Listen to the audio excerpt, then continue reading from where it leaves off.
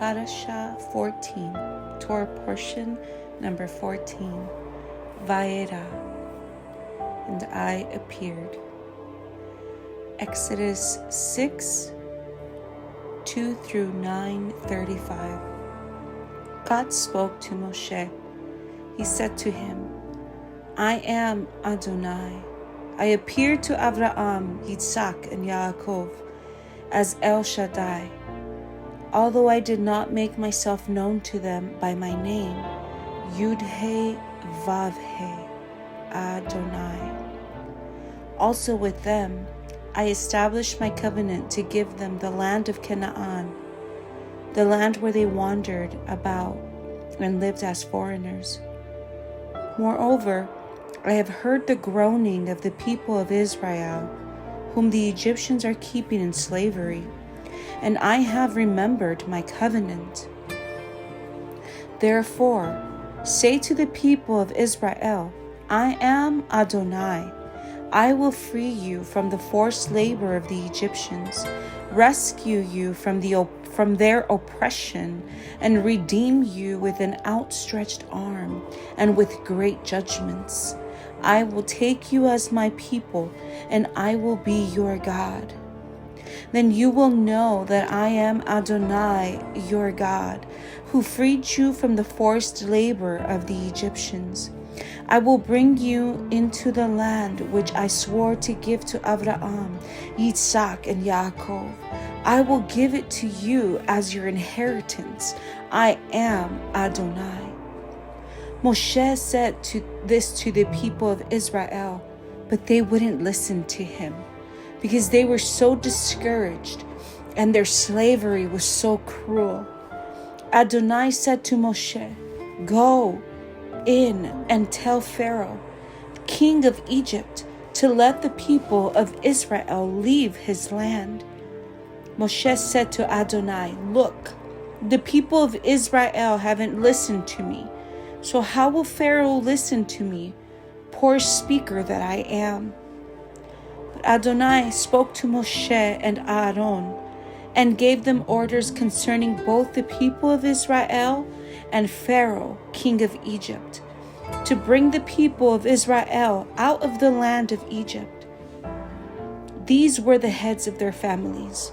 The sons of Reuben, the firstborn of Israel, were Hanok, Palu, Hetzron, and Carmi. These were the families of Reuben. The sons of Shimon were Yemuel, Yamin, Ohad, Yakim, Zochar, and Shaul, the son of Kenaani woman. These were the families of Shimon. These are the names of the sons of Levi with their descendants, Gershon, Kat, and Merari. Levi lived to be 137 years old. The sons of Gershon were Livni and Shimi with their families. The sons of Kat were Amram, Yitzhar, Hebron, and Uziel. Kehat lived to be 133 years old. The sons of Merari were Machli and Mushi. These were the families of Levi with their descendants. Amram married Yocheved, his father's sister, and she bore him Aaron and Moshe. Amram lived to be 137 years old. The sons of Yitzhar were Korach, Nepheg, and Sikri. The sons of Uziel were Mishael, Elzaphan, and Zitri. Aaron married Elisheva, daughter of Aminadab, and sister of Nachshon, and she bore him Nadav, Avihu, Eleazar, and Itamar. The sons of Korah were Asir, Elkanah, and Nadav, Avihu, Eleazar, and Itamar. The sons of Korah were Asir, Elkanah, and Asaph. These were the Korhi families. Eleazar, the son of Aaron, married one of the daughters of Putiel, and she bore him Pinchas. These were the heads of the families of Levi, family by family. These are the Aaron and Moshe to whom Adonai said, "Bring the people of Israel out of the land of Egypt division by division." And who told Pharaoh, king of Egypt, to let the people of Israel leave Egypt? These are the same, Moshe and Aaron. On the day when Adonai spoke to Moshe in the land of Egypt, he said, "I am Adonai. Tell Pharaoh, king of Egypt, everything I say to you." Moshe answered Adonai, "Look, I'm such a poor speaker that Pharaoh won't listen to me." But Adonai said to Moshe, "I have put you in the place of God to Pharaoh, and Aaron your brother will be your prophet. You are to say everything I order you. And Aaron your brother is to speak to Pharaoh and tell him to let the people of Israel leave his land. But I will make him hard-hearted, even though I will increase my signs and wonders in the land of Egypt. Pharaoh will not listen to you. Then I will lay my hand on Egypt and bring my armies, my people, the sons of Israel, out of the land of Egypt with great acts of judgment. Then, when I stretch out my hand over Egypt and bring the people of Israel out from among them, the Egyptians will know that I am Adonai." Moshe and Aaron did exactly what Adonai ordered them to do. Moshe was 80 years old and Aaron 83 when they spoke to Pharaoh. Adonai said to Moshe and Aaron, "When Pharaoh says to you, 'Perform a miracle,' tell Aaron to take his staff and throw it in front of Pharaoh so that it can become a snake." Moshe and Aaron went in to Pharaoh and did this as Adonai ordered. Aaron threw down his staff in front of Pharaoh and his servants, and it turned into a snake. But Pharaoh in turn called for the sages and sorcerers, and they too, the magicians of Egypt, did the same thing, making use of their secret arts. Each one threw his staff down and they turned into snakes, but Aaron's staff swallowed up theirs. Nevertheless, Pharaoh was made hard-hearted, and he didn't listen to them, as Adonai said would happen. Adonai said to Moshe, "Pharaoh is stubborn. He refuses to let the people go. Go to Pharaoh in the morning, when he goes out to the water. Stand on the river bank to confront him. Take in your hand the staff which was turned into a snake, and say to him, 'Adonai, the God of the Hebrews, sent me to you to say, let my people go, so that they can worship me in the desert. But until now, you haven't listened. So Adonai says, this will let you know that I am Adonai. I will take the staff in my hand and strike the water in the river, and it will be turned into blood. The fish in the river will die. The river will stink, and the Egyptians won't want to drink from the river." Adonai said to Moshe, "Say to Aaron, take your staff, reach out your hand over the waters of Egypt, over their rivers, canals, ponds, and all their reservoirs, so that they can turn into blood. There will be blood throughout the whole land of Egypt, even in the wooden buckets and stone jars." Moshe and Aaron did exactly what Adonai had ordered.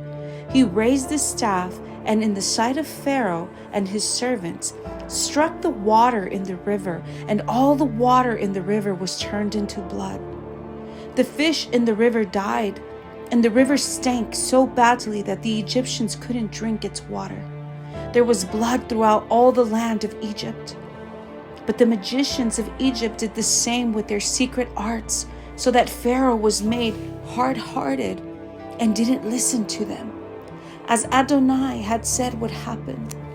Pharaoh just turned and went back to his palace without taking any of this to heart. All the Egyptians dug around the river for water to drink because they couldn't drink the river water. 7 days after Adonai had struck the river, Adonai said to Moshe, "Go into Pharaoh and say to him, 'Here is what Adonai says. Let my people go so that they can worship me. If you refuse to let them go, I will strike all your territory with frogs. The river will swarm with frogs. They will go up, enter your palace, and go into your bedroom, onto your bed. They will enter the houses of your servants and your people, and go into your ovens and kneading bowls. The frogs will climb all over you, your people, and your servants." Adonai said to Moshe, "Say to Aaron, reach out your hand with your staff over the rivers, canals, and ponds, and cause frogs to come up onto the land of Egypt."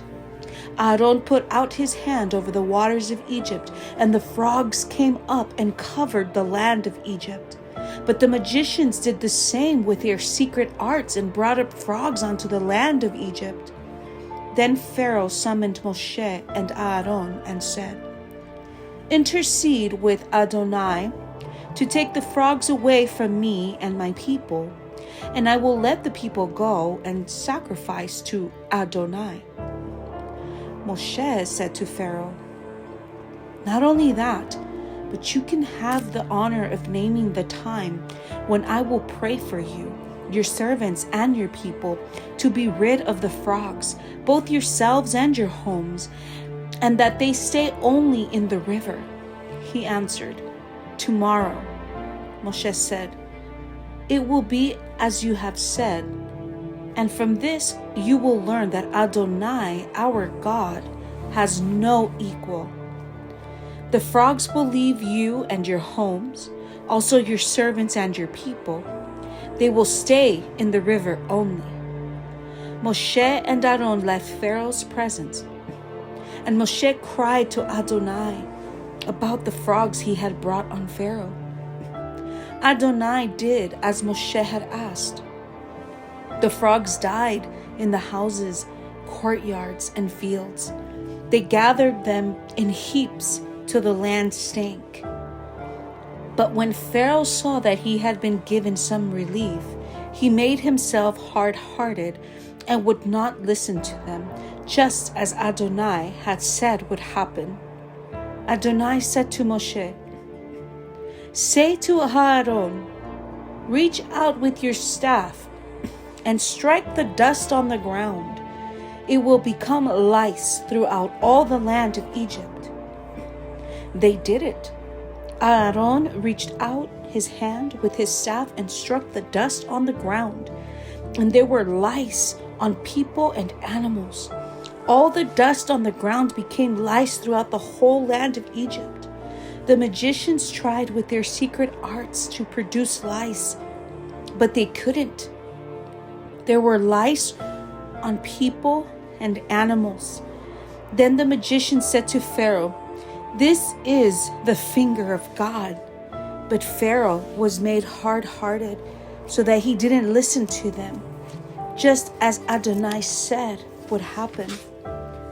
Adonai said to Moshe, "Get up early in the morning, stand before Pharaoh when he goes out to the water, and say to him, 'Here is what Adonai says.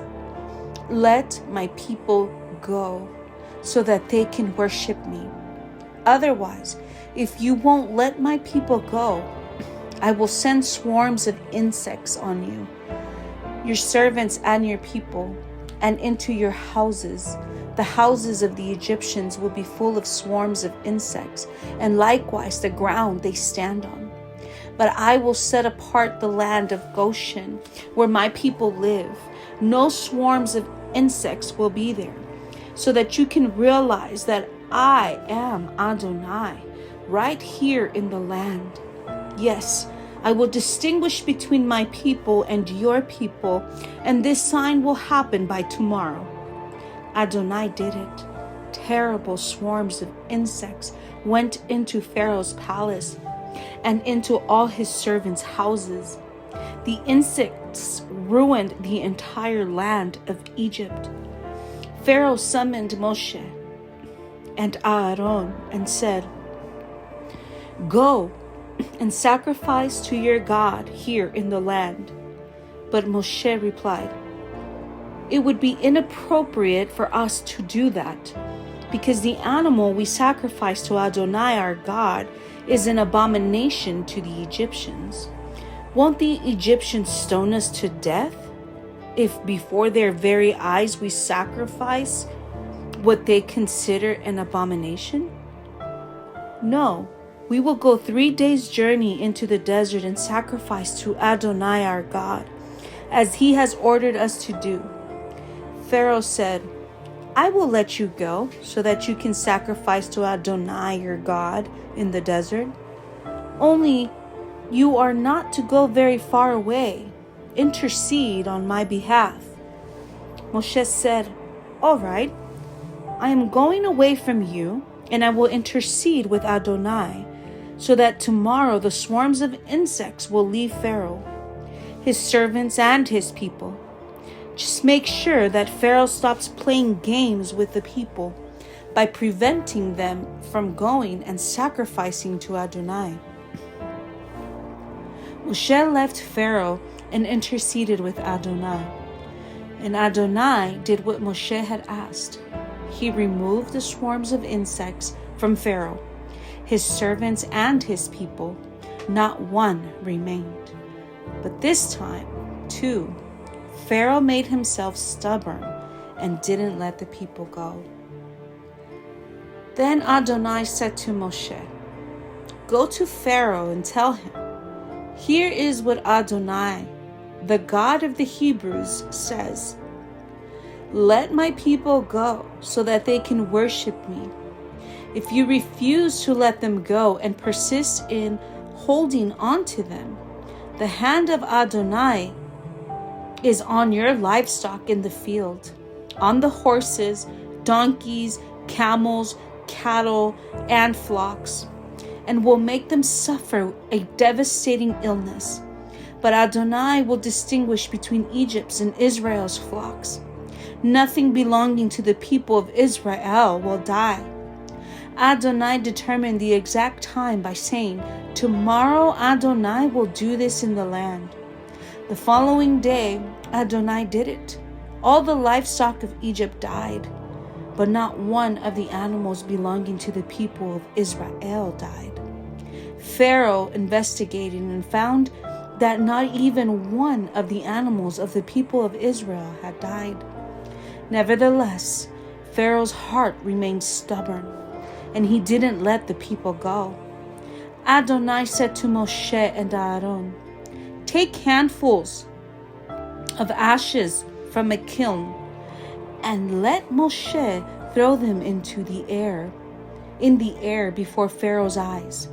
They will turn into fine dust over all the land of Egypt and become infected sores on men and animals throughout Egypt." So they took ashes from a kiln, stood in front of Pharaoh, and threw them in the air, and they became infected sores on men and animals. The magicians couldn't even stand in Moshe's presence because of the sores, which were on them as well as on the other Egyptians. But Adonai made Pharaoh hard-hearted, so that he didn't listen to them, just as Adonai has said to Moshe. Adonai said to Moshe, "Get up early in the morning, stand before Pharaoh and say to him, 'Here is what Adonai says.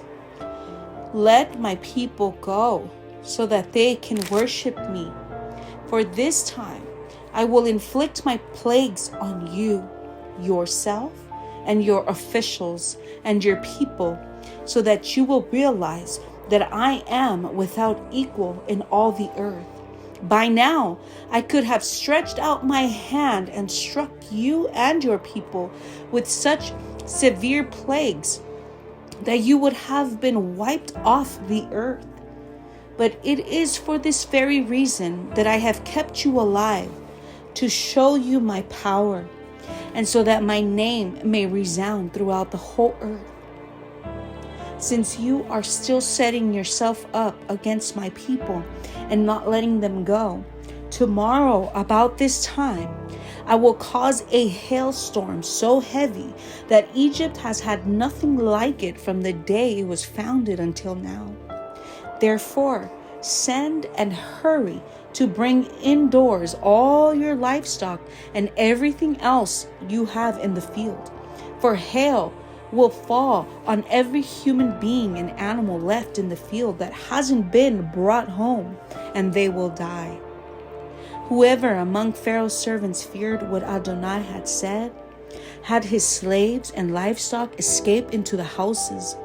But those who had no regard for what Adonai had said, left their slaves and livestock in the field. Adonai said to Moshe, reach out your hand toward the sky, so that there will be hail in all the land of Egypt, falling on people, animals, and everything growing in the field throughout the land of Egypt.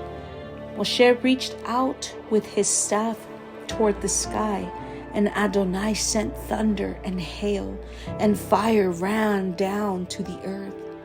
Adonai caused it to hail on the land of Egypt. It hailed, and fire flashed up with the hail. It was terrible, worse than any hailstorm in all of Egypt, since it became a nation.